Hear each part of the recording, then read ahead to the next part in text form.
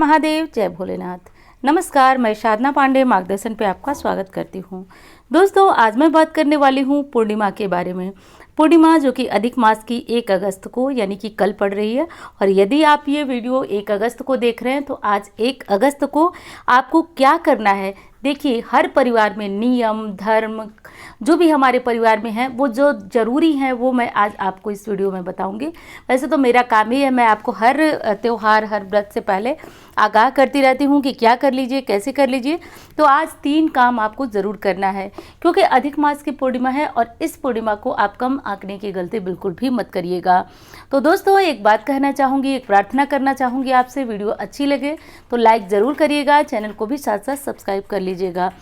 और सब्सक्राइब करने से आपको बहुत सारी महत्वपूर्ण बातें पता चलेंगी। जैसे कि कल पूर्णिमा है तो हमारे देखिए हिंदू धर्म में पूर्णिमा को पुण्य तिथि कही जाती है। तो पुण्य तिथि के दिन क्या विशेष है, क्या क्या आपको कर लेना चाहिए, ये सारी जानकारियाँ आपको इस चैनल से और इस वीडियो से मिलती हैं। तो आप इस चैनल के साथ जुड़े रहेंगे तो इतना तो दावे के साथ बता रही हूँ कि आप कुछ ही समय में आपको खुद महसूस होगा कि आप बहुत कुछ अच्छी और बहुत अच्छी जानकारियाँ प्राप्त कर रहे हैं। इसके लिए ज़रूरी है आप चैनल के साथ जुड़े रहें और चैनल को सब्सक्राइब कर लीजिएगा। देखिए, कल जो है 1 अगस्त को उदया तिथि की पूर्णिमा है। इस पूर्णिमा को आपको सुबह सवेरे जगना है, स्नान ध्यान जो भी घर में गंगा जल ले लीजिए, उसको पानी में मिलाइए, स्नान करिए। स्नान के बाद हर व्यक्ति को अपने घर में सत्यनारायण की कथा अवश्य करनी चाहिए। अब चलिए, नहीं कर पाते हैं तो आप अपने घर में आसानी से कैसे करें। बहुत सारे क्वेश्चन हैं आपके कि आसानी से पूर्णिमा का हम कैसे पूजा कर सके सत्यनारायण की। आज उसके बारे में भी बात कर रही हूँ मैं आपसे। देखिए, भगवान विष्णु की जो भी फोटो है, मूर्ति है, क्या करें कि उनको अच्छी तरह से रख लें। फोटो है तो उनको स्नान वगैरह ना कराएं। मूर्ति है शालिग्राम जी के रूप में, लड्डू जी गोपाल जी के रूप में, तो आप दूध दही घी शक्कर साथ से उनको स्नान कराइए। फिर अच्छे जल से उनको साफ करिए, मतलब धो दीजिए। उसके बाद आप उनको क्या करिए, इत्र लगाइए, सुगंधित चंदन लगाइए, उसके बाद वस्त्र पहनाइए, पीले फूलों की माला पहनाइए, जो भी मतलब धूप दीप हो सकता है सब उनको दिखा लीजिए, भोग लगा लीजिए। उसके बाद सत्यनारायण व्रत कथा सुन सकते हैं। इतना करने के बाद आप चाहें तो हमारे चैनल पे, इसी चैनल पे लाइव लगभग 8:30 बजे के करीब सत्यनारायण की कथा सुनवाई जाएगी लाइव। आप इस चैनल से जुड़ करके सत्यनारायण का कथा अवश्य सुनिएगा। लेकिन एक प्रार्थना है कि गलती से भी आप सुपर चैट वगैरह के माध्यम से कोई पैसा मत दीजिएगा, कोई दक्षिणा बिल्कुल भी मत दीजिएगा। इस चीज़ का आप ध्यान रखिएगा। और हाँ, आप 8:30 बजे करीब तैयार रहिएगा, अपनी पूजा पाठ करके हाथों में जल और फूल अक्षत लेकर के तैयार रहिएगा। लाइव सत्यनारायण की कथा जो है पंडित के मुंह से सुनने से और अधिक लाभ मिलता है, तो वो मैं आपको इस चैनल के माध्यम से लाइव ज़रूर सुनवाऊंगी। तो इस चीज़ का आप ध्यान रखिएगा। और दूसरा काम आपको क्या करना है जो कि अवश्य ही कर लेना है। देखिए, ये जो है अधिक मास की पूर्णिमा है। पूर्णिमा जो है मंगलवार के दिन पड़ रही है। तो इस पूर्णिमा में 3 चीज़ें आपको कर लेनी है। घर में कोई ना कोई आपके ज़रूर साढ़े साथी से पीड़ित होगा, ढैया से पीड़ित होगा। तो आज मंगलवार का दिन है, आप अपने घर से लड्डू या फिर जो भी घर में प्रसाद है, चीनी है, गुड़ है, जो भी चीज़ें हैं आपके, उनको ले लीजिए तुलसी पत्र मिला करके और किसी भी मंदिर में जाइए और 1 चमेली के तेल का दिया डालिए, 2 लौंग डालिए। या फिर बहुत ज़्यादा आपके दुश्मन हो गए हैं ना, आपके परिवार वाले, आपके आसपास वाले या किसी भी तरह से बहुत ज़्यादा दुश्मनी हो गई है, शत्रुता मिटाने का अद्भुत समय है दोस्तों। मंगलवारी पूर्णिमा है तो आप हनुमान मंदिर में लड्डू या फिर जो भी प्रसाद मिल सके लेके जाइए और अपने दिए में 2 लौंग डाल करके चमेली के तेल का दिया वहाँ प्रज्वलित करिए। हनुमान जी से प्रार्थना करिए कि आपके जीवन से शत्रुता गायब हो और शत्रु जो है मित्रवत व्यवहार करने लगे। ऐसी आपको प्रार्थना करनी है। साथ साथ एक काम और करना है कि वहाँ बैठकर 3 बार हनुमान चालीसा का पाठ करना है।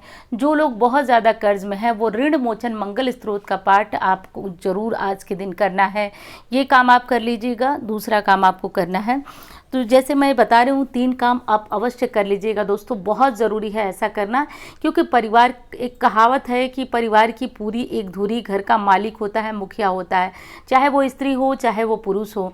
तो आप ये काम अवश्य करिएगा पूरे घर की बरकत के लिए, परिवार की सफलता और सुख शांति के लिए। दूसरी चीज़ है दोस्तों कि आज जो है पूर्णिमा का दिन है, तो सत्यनारायण की कथा जैसे भी मैं बताई हूँ, आप पूजा उनकी अवश्य कर लीजिएगा। दूसरी चीज़ है कि आज के दिन यानी कि मंगलवार की पूर्णिमा है, तो आज मंगलवार की पूर्णिमा में हनुमान मंदिर तो आप जा ही रहे हैं, लेकिन आज एक दिया भगवान विष्णु के सामने आप जरूर प्रज्वलित करें। शाम को इस दिए में इत्र डाल करके प्रज्वलित करें, इससे माँ लक्ष्मी की कृपा होती है। कम से कम ये दिया इतना बड़ा रखिए कि रात 12 बजे तक जलता रहे। इससे आपके घर की नेगेटिविटी गायब होगी और आप देखेंगे कि परिवार में जो भी काम किया जा रहा है उसमें बरकत होगी। परिवार के हर सदस्य की उन्नति के लिए ये दीपक अवश्य प्रज्वलित कर लीजिएगा।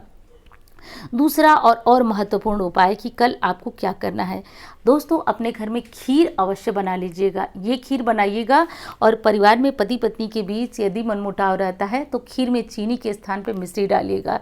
इस खीर से भगवान विष्णु को भोग लगाइएगा। लगाने के बाद पति पत्नी साथ में बैठकर प्रसाद ग्रहण करिएगा। और एक काम करना है, भगवान को भोग लगाने के बाद एक अलग कटोरी में खीर रखें और इस खीर से माँ लक्ष्मी की कृपा के लिए हवन करें। हवन की विधि क्या है? बहुत सामान्य सी विधि है। आप गाय के गोबर का उपला ले लीजिए। गाय के गोबर के उपले को कम समझिएगा मत, बिल्कुल कम मत समझिएगा।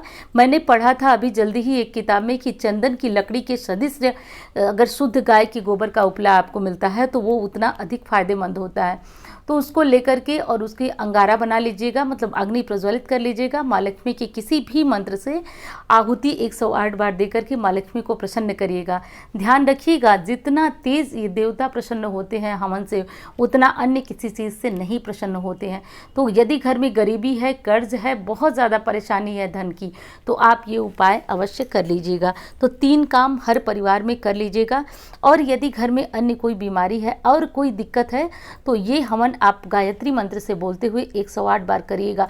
बस मेरी बातों को आप जैसे बता रहे हूँ वैसे करिएगा और कम से कम जो है वो 12 पूर्णिमा कर ही लीजिएगा। आप 12 पूर्णिमा जिस कामना के लिए कर लेंगे, देखेंगे यदि कोई अन्य कामना है और पुरुष भाई लोग कर रहे हैं तो आप लोग गायत्री मंत्र के जप करते हुए 108 बार खीर से हवन करिए। आप बताइएगा अपना अनुभव। मुझे पूर्ण भरोसा है कि आप अपना एक्सपीरियंस जो है दूसरों के साथ शेयर करते फिरेंगे, इतना महत्वपूर्ण है। आज भोलेनाथ के मंदिर आप लोग जरूर जाइएगा।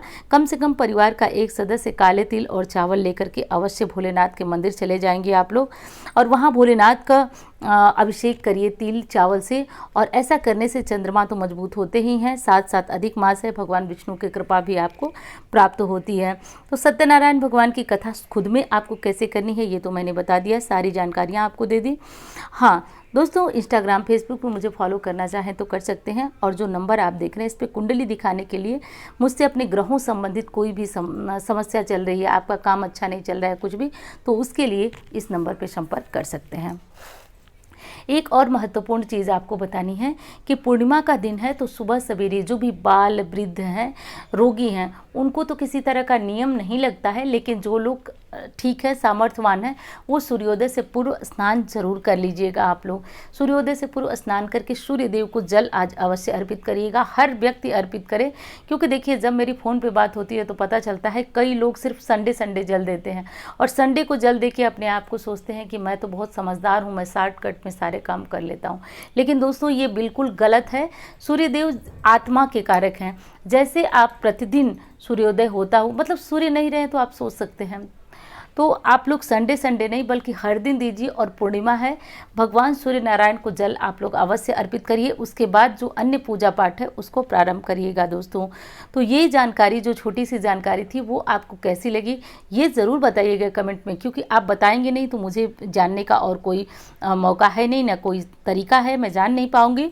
ये काम आप करिएगा और अच्छी लगती है तो जुड़िए, चैनल के साथ जुड़िए, इससे मेरा भी उत्साह वर्धन होता रहेगा। क्योंकि आपको तो पता है जब हम कोई भी काम करते हैं तो बदले में कुछ ना कुछ उम्मीद तो रखते हैं। तो मेरी बस यही उम्मीद है कि आप चैनल के साथ जुड़े रहें, चैनल को सब्सक्राइब कर लें और वीडियो को लाइक करें। तो चलिए दोस्तों, मिलती हूँ अन्य वीडियो में। धन्यवाद।